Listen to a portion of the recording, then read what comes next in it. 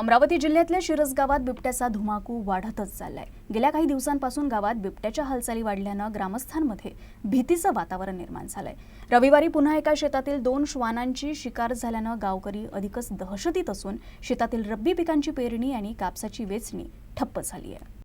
रविवारला कोळवण परिसरातील पांधन रस्त्यावरील राजेंद्र कडू यांच्या शेतातील श्वानाच्या पिलाची बिबट्यानं शिकार केल्याची घटना घडल्यानं गावात दहशतीचं वातावरण निर्माण झालंय। शेतकऱ्यांच्या ओलीत व कापसाच्या वेचणीला ब्रेक लागलाय। 30 नोव्हेंबरला रात्रीच्या दरम्यान कोळवण परिसरात किसनराव हटवार यांच्या मुलीला बिबट्या दिसल्यानं गावात खळबळ उडाली होती।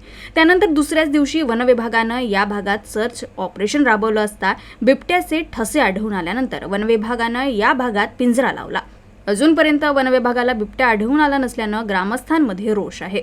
सकाळी सुमारे 8 वाजताच्या दरम्यान रमेश हिवराळे यांना बहापांधन रस्त्यावरील नदीवर बिबट्या दिसून आल्यानं शेतकरी चांगलेच भयभीत झाले आहेत। तर आता कोळवण परिसरातील कडूपांधन रस्त्यावरील राजेंद्र कडू यांच्या शेतातील श्वानाच्या पिल्ल्याची बिबट्यानं शिकार केल्यानं भीतीचं वातावरण आहे।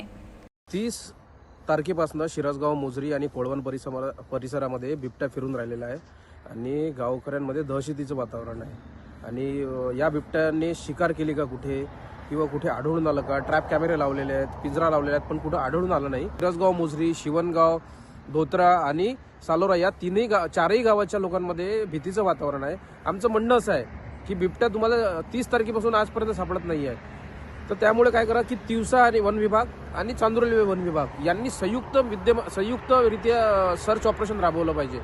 आज जर बिबट्यामुळे एखाद्या शेतकऱ्याचा, शेतमजुराचा जर जीव गेला, त्याला जबाबदार कोण असा प्रश्न उपस्थित होऊन राहिले। वन विभाग याची जबाबदारी घेते का?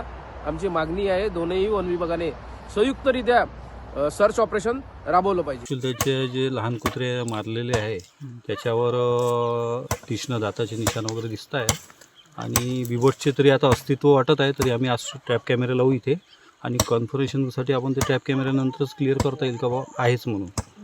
तर आता तरी सध्याच्या परिस्थितीत वाटतंय की वाईल्ड लाईफच आहे म्हणून इथे एकदा कॅमेरा लागल्यानंतर कन्फर्म क्लिअर करता येईल आपल्याला।